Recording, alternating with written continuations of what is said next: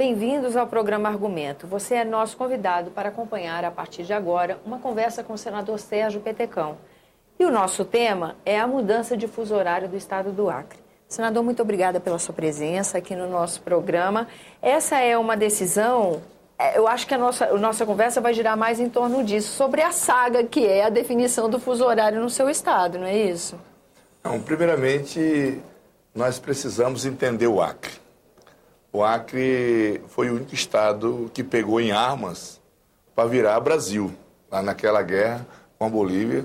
Então, o Acre nunca conseguiu as coisas com muita facilidade. Então, essa foi mais, eu diria, uma pequena guerra, mas essa foi uma boa guerra, para que nós tivéssemos o nosso horário de volta.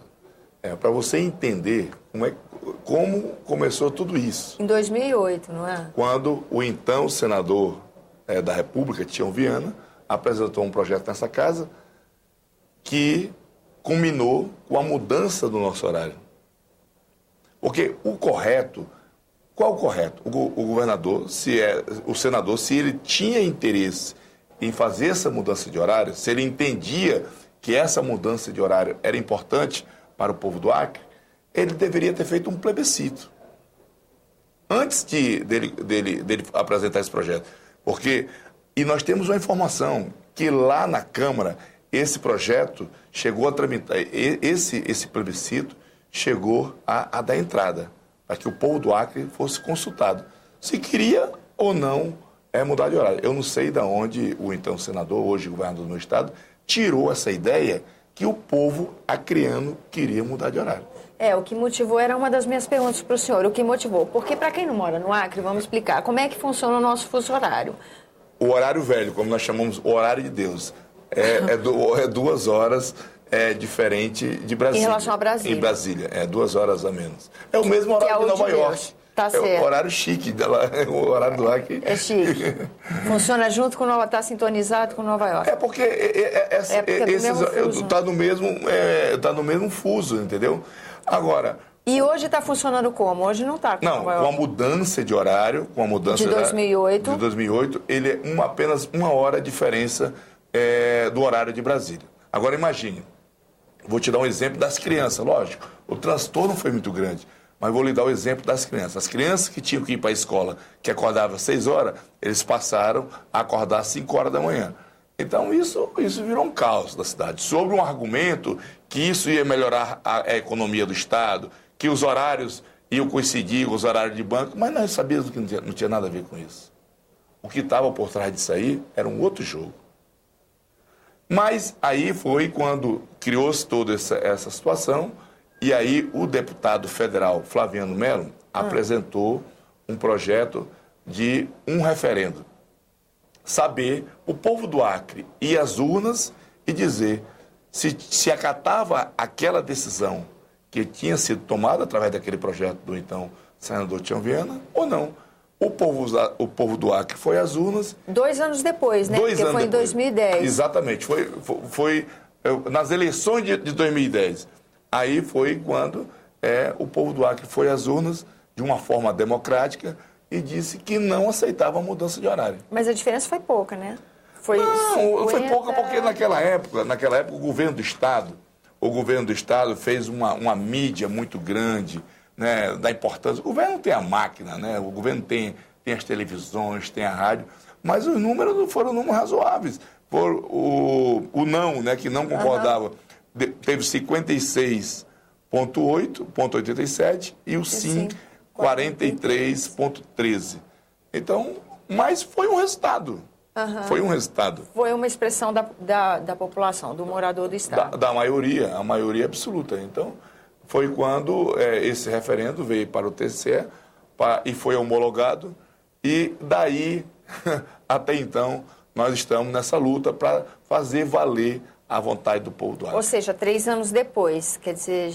Não, aí esse projeto, e até hoje, se você me perguntar, eu não sei porquê, que eu acho que esse projeto, do momento que ele foi homologado pelo TSE, o nosso horário deveria ter voltado imediatamente, o TSE encaminhou ao Senado.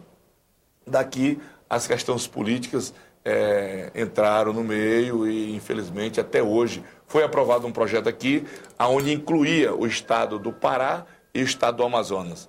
A presidente Dilma vetou esse projeto e, em seguida, apresentou um outro projeto onde ali constava só o estado do Acre e parte do Amazonas. Encaminhou até a Câmara Federal, esse projeto tramitou na Câmara, foi aprovado por maioria absoluta e veio ao Senado e ontem, graças a Deus, nós conseguimos, já tramitou em todas as comissões que teria que tramitar e ontem veio ao plenário. Ontem, para quem nos acompanha, foi o dia 8 de outubro e agora vai a sanção presidencial. Agora, eu diria a você que nós estamos aí numa expectativa muito, muito positiva, até porque foi um projeto que foi apresentado pelo governo, foi um projeto que foi apresentado pela presidente Dilma. Não tenho dúvidas que a presidente Dilma vai sancionar e, se Deus quiser, já fica o convite aqui para que a presidente vá até o Acre devolver o nosso horário. Senador, agora, o senhor, como um morador do Acre, podia responder para mim uma crítica que eu já ouvi a respeito disso, que nós estamos num mundo globalizado, quanto menos diferença de horário, melhor, porque agora com a internet, com todas essas comunicações, possibilidades de comunicação, fica mais fácil, se todo mundo tiver um horário mais próximo. Como é que o senhor comenta essa crítica? Eu acho que cada um vai usar o argumento que for necessário para tentar contrapor. Mas é um argumento que não existe. Fosse assim, a nossa relação com o Japão, com a China, com a Coreia era praticamente impossível. São 12 horas de diferença. O horário do Acre é o mesmo horário de Nova York. Vai voltar a ser o mesmo horário de Nova York. Então, essas diferenças, você tem que botar como prioridade o ser humano. As pessoas que moram no Estado.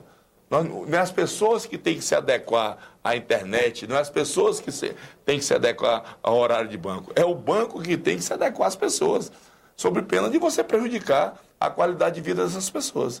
Então, esse discurso é um discurso muito frágil. Esse foi o discurso que o então senador, hoje governador do Estado, tem usado. Disse que a economia iria melhorar, que a violência ia baixar. Não aconteceu nada disso no meu Estado, muito pelo contrário. Causou um transtorno muito grande. O povo da zona rural, as pessoas mais humildes, as pessoas simples, que orientam sua vida pelo sol. A pessoa lá, meio-dia, o sol está em cima. 5 horas da tarde, o sol está se pondo. E a pessoa não pode. A pessoa, você ir dormir num horário e de repente tu acordar no outro horário. Então, o teu organismo sente.